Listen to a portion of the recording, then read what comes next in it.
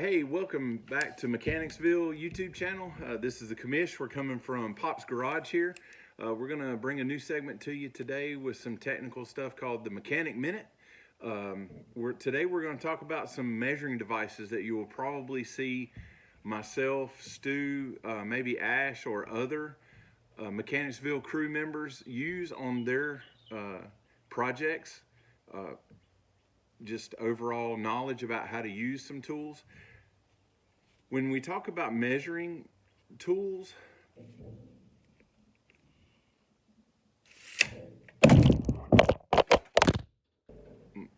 that is not a precision measuring instrument. We're going to talk about a couple of precision measuring instruments today. In this segment, we're going to introduce some different types of calipers and micrometers to you in this segment, and we'll basically tell you how to instruct you in how to measure things and how to read these instruments. All right, as far as one of the first measuring devices that you will come in contact with when you're in working mechanics shops or a machine shop or something of the sort is what we commonly call a vernier caliper. This is a caliper. It has a scale on it just like a ruler, but you have the jaws and the nibs here that allow you to take outside measurements and inside measurements here.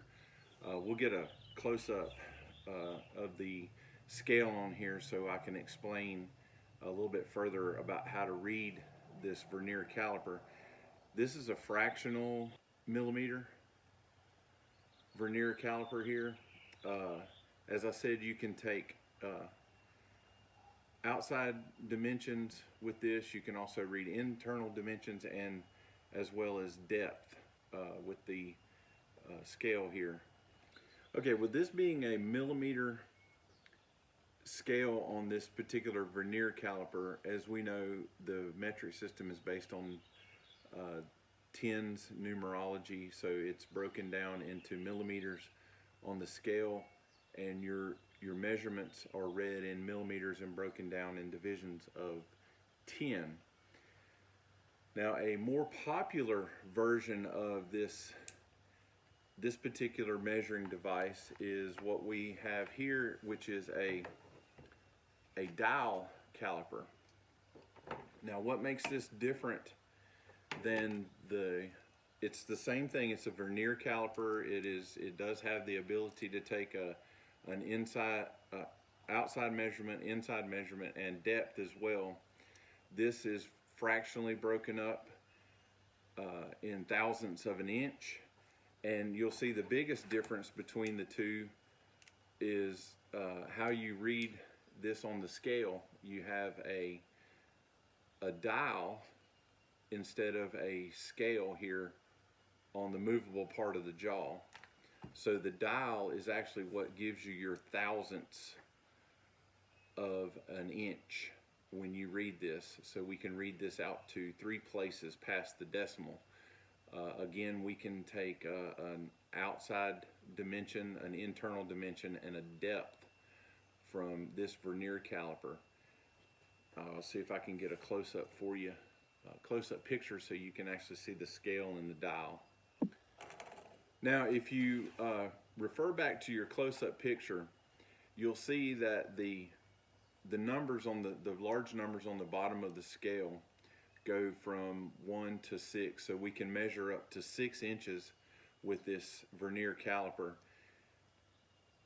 It's broken up into divisions between the inches, so you would have anything over the 1 would be 1 plus however many thousandths winds up on the median scale, and then your thousandths. So your hundredths and then your thousandths will be measured on the dial. This gives you precise measurements. We use this to set up machining centers, a lot of fine measuring. If we want to repeat, we can lock this down, lock the scale down, the dial, so it doesn't move the jaw then becomes unmovable. We can mark out different measurements if we're going to machine a particular part, so that each one of those pieces comes out the very same each time. This is a very, very precise. As I said, we can go out to 1/1000th of an inch on this dial here in the scale and read a very, very accurate tolerance with this particular tool.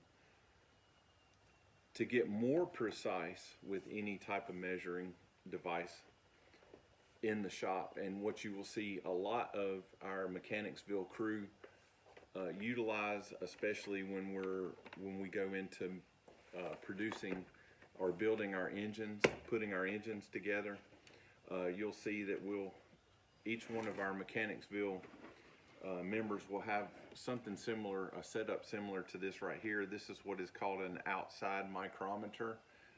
You can see the frames are different sizes, marked out from 2 to 3, 1 to 2, and 0 to 1.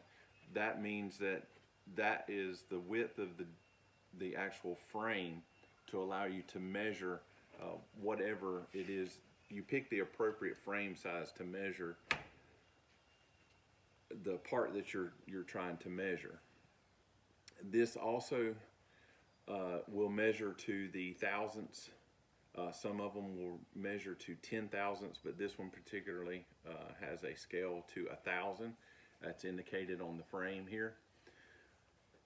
So this being a 2 to 3 inch micrometer, that means that the anvil here, which is on the end of the frame, that begins your 2 inch mark, and everything from here in between the anvil and the spindle is between 2 and 3 inches. The divisions are taken up on the index line of the sleeve scale, and then the thimble, which is this part. The sleeve scale is right here. I'll get some close-up pictures of that for you, and so you can compare what I'm talking about to what you're seeing as far as the scale here. Okay, what you'll notice when you get to see those pictures of the sleeve scale is that it's broken up into divisions of 4 between each significant number. So when we go from 1 to 2, it has 4 divisions, and each rotation of the thimble here goes from 0 to 25. So that means there's 25 thousandths in each revolution. So 4 revolutions is 100 thousandths. This sleeve scale line, that's your true 0 line. So when we turn the thimble, how we determine our thousandths of an inch, as I said before, this is accurate to 1/1000th of an inch, because that's how far we can read based on the number on the scale. Whatever thousandths, whatever number on the thimble lines up most accurately with the scale line, that gives you your thousandths of an inch. So anything in between here would be 2 plus something, and then to the thousandths. So theoretically, if we were measuring this part right here, we have passed the 2 on the scale line and 1 small mark, so that would be 25. So we're at 2.25 something right now, and then the thimble is on 5, so that would be 230 thousandths, not as far as this distance between the anvil and the spindle here. That's just a kind of a low down, pretty quick way of how to read a micrometer, and you will see these used extensively here in Pop's garage, especially when we start building and putting together a couple of engines that we have in the works. Hopefully, like I said in the hot rod cast, that I want to get the engine for the Camaro bolted in the frame and get it cranked up so we can get some video of that. But as we go through the process of putting that engine together and checking the clearances of the engine and making sure that all the parts work correctly together, we will be utilizing some of these tools that we just briefly talked about today. If you have any questions, reach out to me or Stu or Ash through theMechanicsville@gmail.com. We'll be glad to answer any of those questions that you have based on this kind of real quick overview of a couple of measuring devices here. Always, always, always like, subscribe, share, and hit that notification bell so you get new content. You get notified for the new content that we have up at theMechanicsville.com YouTube channel.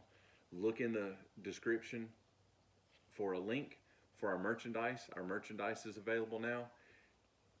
Get you some merch. Become part of the official Mechanicsville crew.